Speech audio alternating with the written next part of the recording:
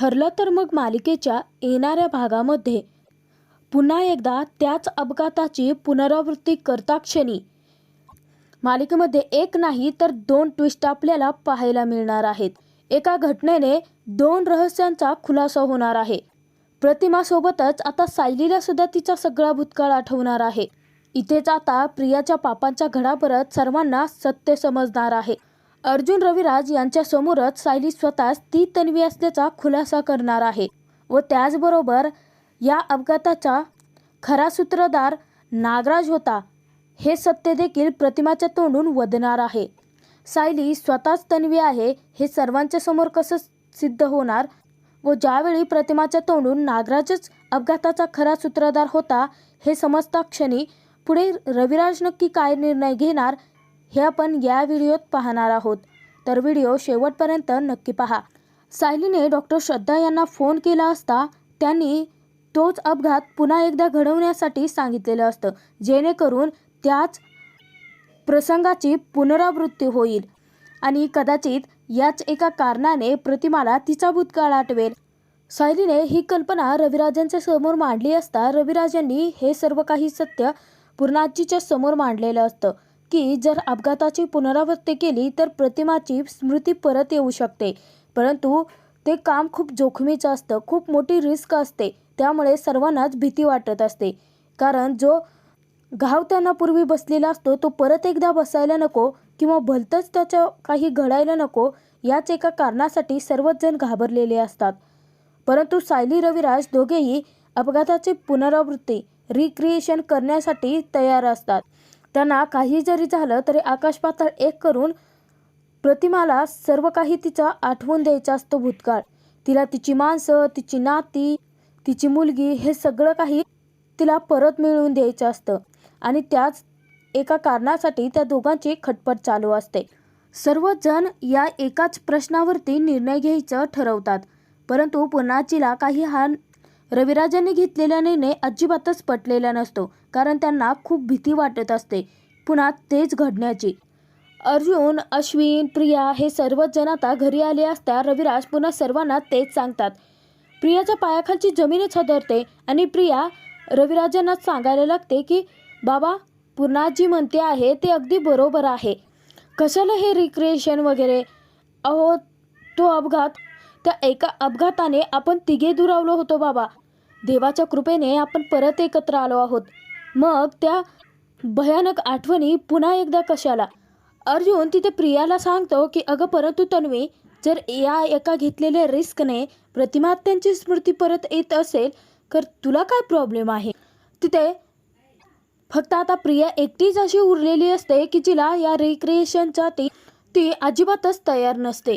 सर्व कुटुंब एका बाजूला तर प्रिया एकटीच एका बाजूला पडलेली असते।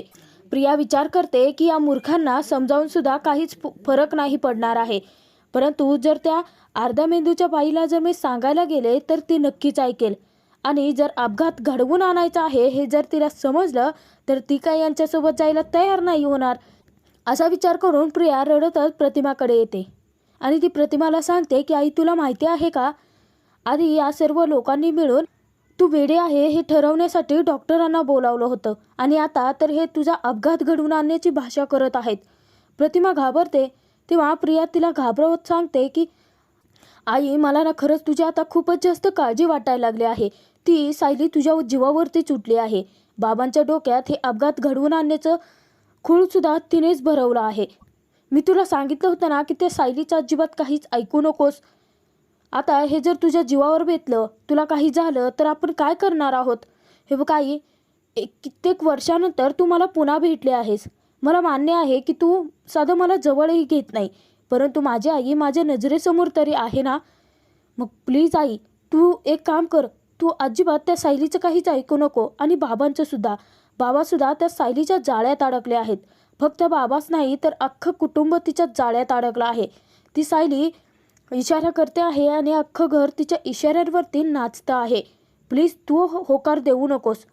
प्रियाने आधीच प्रतिमाला अलर्ट केलेलं असतं, परंतु त्याच्या मात्र उलटच घडणार असतं, कारण दुसऱ्या दिवशी आता अपघाताचा सगळा प्रसंग पुन्हा एकदा त्याची पुनरावृत्ती करायची यासाठी सर्व तयारी झालेली असते।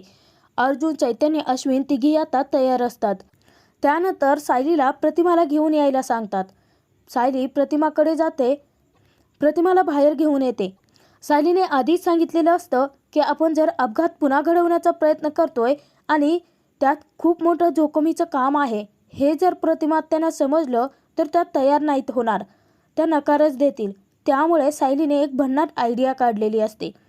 ती प्रतिमाला सांगते की प्रतिमात्या, तुम्ही किती दिवस झालं आल्यापासून घरातच आहात, त्यामुळे आम्ही असा निर्णय घेतला होता की आपण मंदिरामध्ये जायचं का, म्हणजे तुम्हाला तिथे गेल्यानंतर छान वाटेल, बरं वाटेल आणि तुमच्यासोबत आम्हालाही तितकंच छान वाटेल. त्यामुळे आपण मंदिरामध्ये जाऊन येऊयात, असं सायलीने प्रतिमाला खोटं सांगितलेलं असतं. कारण घरातील सर्वांनाच तिने सांगितलेलं असतं की काही जरी झालं तरी आजचा दिवस आपण तो प्रसंग घडवून आणायचाच आहे, आपल्याकडे खूप थोडा वेळ आहे. त्याच कारणाने रविराज, अर्जुन, चैतन्य या तिघांनीही सर्व काही तयारी करून ठेवलेली असते. तर तिथे प्रिया सांगायला लागते की हे काय, तुम्ही अचानक कुठे निघाला आहात. तेव्हा पूर्णाजी सांगते की मंदिरात चालले आहेत ते. तेव्हा प्रिया सांगते की मलाही यायचं आहे, तुम्ही अचानकपणे कसे निघालात आणि मामा मामी तुम्ही जात नाही आहेत का. तेव्हा कल्पना सांगते की नाही अगं तन्वी, सायली, रविराज भाऊजी आणि प्रतिमा हे तिघेच जाणार आहेत, नाही म्हणजे घरात कामं आहेत ना. प्रतिमा सायलीशिवाय कुठेही जात नाही, ती खूप घाबरते आणि रविराज भाऊजींसोबत तर ती जाणार नाही, त्यामुळे आम्ही सायलीला पाठवण्याचा निर्णय घेतला आहे. तेव्हा प्रिया विचार करते की म्हणजे या सायलीचा असा डाव आहे, तर तिला काही जरी झालं तर रिक्रिएशन घडवून आणायचं आहे त्या अपघाताचं. परंतु हा माझ्यासाठी धोक्याचा इशारा आहे.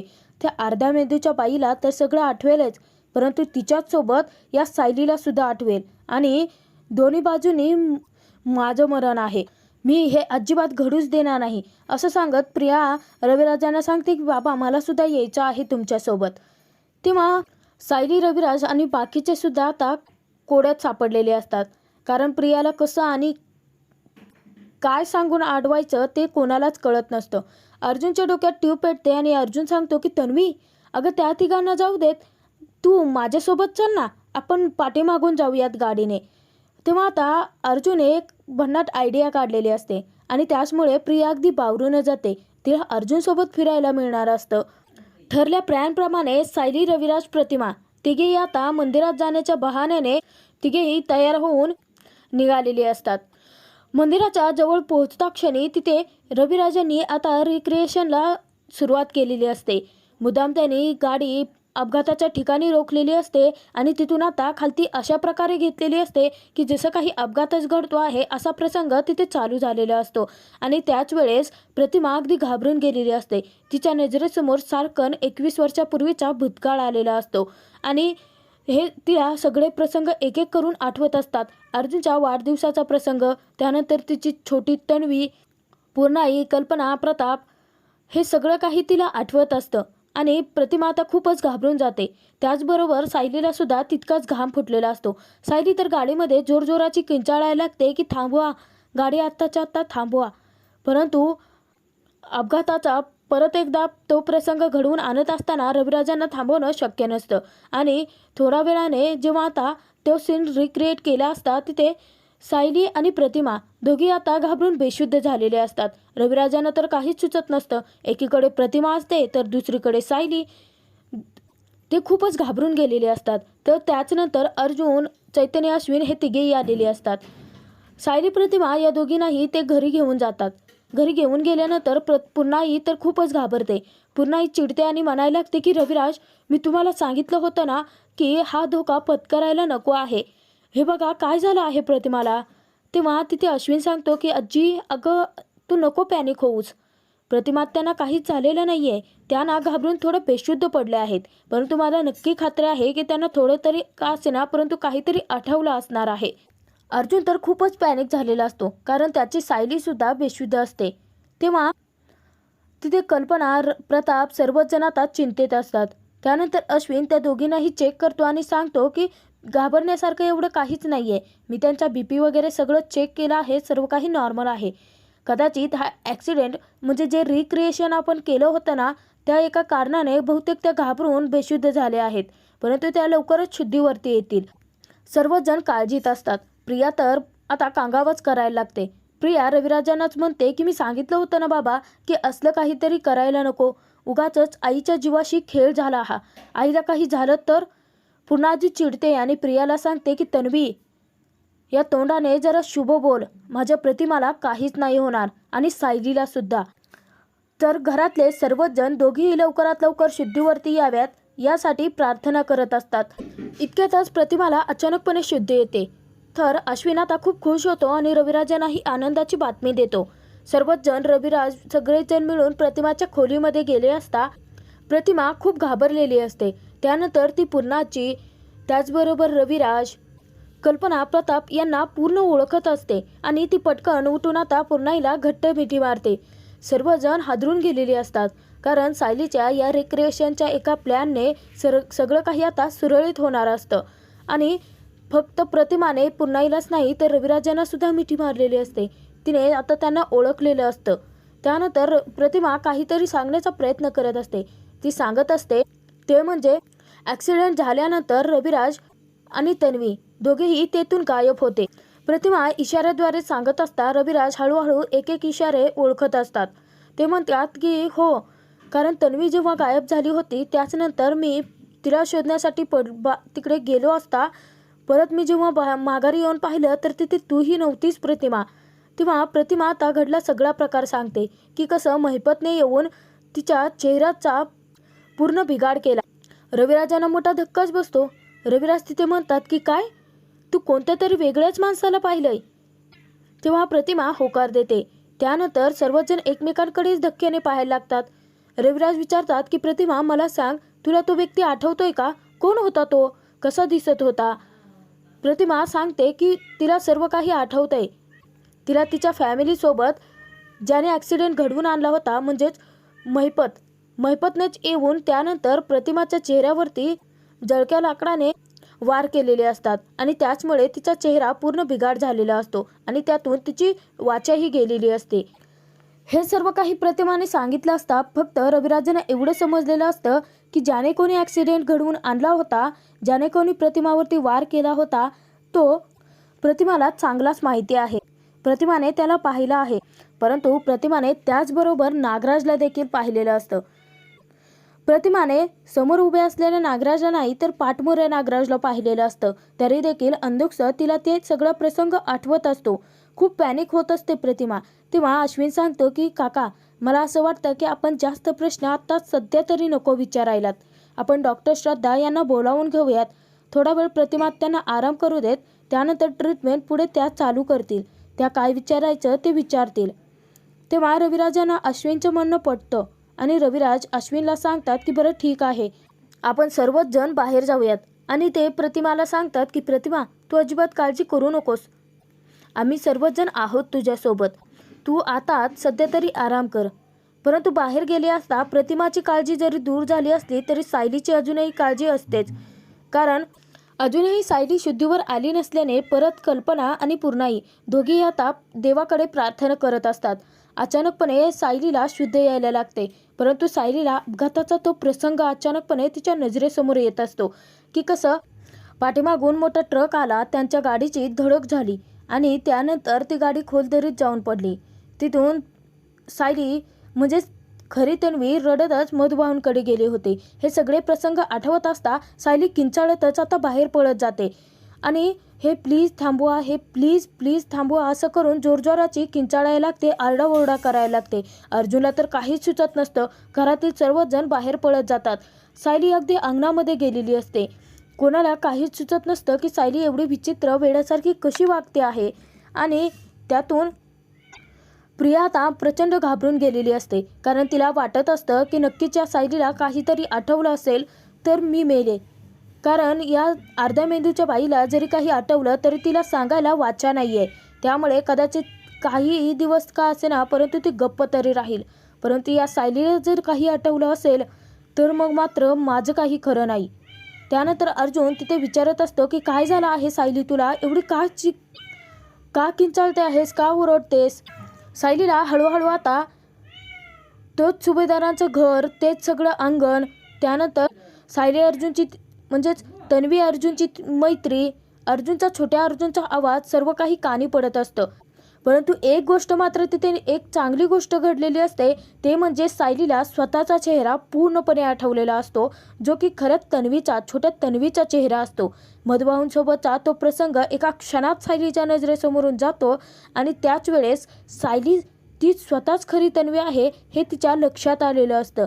परंतु तिच्यासोबत ज्या काही विचित्र गोष्टी घडत असतात त्यामुळे सायली खूप पॅनिक झालेली असते, खूप आरडाओरडा करत असते. त्यानंतर सायली अचानकपणे अंगणात जाऊन बेशुद्ध होते. कल्पना तर खूपच घाबरून जाते. त्यानंतर घरातले सर्वच जण सायलीला परत एकदा तिच्या बेडरूममध्ये घेऊन जातात. सर्वच जण खूप काळजीत असतात. अर्जुन तर रडायलाच लागतो. तेव्हा तिथे सर्वच जण अर्जुनला धीर देतात. त्यानंतर अश्विन तिथे सांगतो की दादा, तू अजिबात काळजी करू नकोस. हे बघ, कदाचित हा जो अपघात घडला आहे ना, त्यामुळे कदाचित वहिनी खूप घाबरून गेली असेल. तू काळजी नको ना करू, मी आहे ना, मी चेक करतोय तिला. परंतु मी एक सांगतो की सायली वहिनीला नाही काही होणार आहे, घाबरल्यामुळे तिची ती रिॲक्शन आहे, असं सांगून आता तो अर्जुनला धीर देत असतो. काही तासांनी सायलीला पुन्हा एकदा शुद्ध आलेली असते. त्यानंतर सायली अगदी नॉर्मलपणे उठून बसते. तेव्हा सर्वजण सायलीला प्रश्न विचारत असतात की तुला अचानकपणे काय झालं आहे, तू अशी का विचित्र वागत होती. तेव्हा अर्जुन सायलीला सांगतो की सायली, तुला काय झालं आहे, काही आठवतंय का, काही त्रास होतो आहे का तुला, तू अशी किंचाळत बाहेर का गेली होतीस. आणि सतत हे थांबवा, अर्जुन, पूर्णाजी, कल्पना मामी, हे काय चाललं होतं नक्की तुझं. कोणाला काहीच सुचत नसतं. त्यानंतर सायलीला हळूहळू एक एक प्रसंग आठवत असतात आणि सायलीच्या लक्षात येतं की ही प्रिया खोटी तन्वी बनून या घरात राहते आहे. म्हणजे अर्जुन जे बोलत होता तेच सत्य आहे. प्रियाने सायलीची खूप मोठी फसवणूक केली आहे. त्याच आश्रमात राहून सायली खरी तन्वी आहे हे सत्य लपवून प्रियाने सायलीची खरी जागा घेतली आहे. एक ना एक गोष्टी आता सायलीला आठवलेल्या असतात. तर सायली या सत्याचा खुलासा आता सर्वांच्या समोर कसा करते आणि ती स्वतःच ती खरी तन्वी आहे हे कसं सर्वांना सांगते, व त्याचबरोबर प्रियाचा खोटेपणा, प्रियाचा पर्दाफाश होता क्षणी आता सर्व सुभेदार आणि किल्लेदार परिवार मिळून आता प्रियाच्या पापाचा घडा भरवत तिला काय सजा देणार हे पाहणं खूप मनोरंजक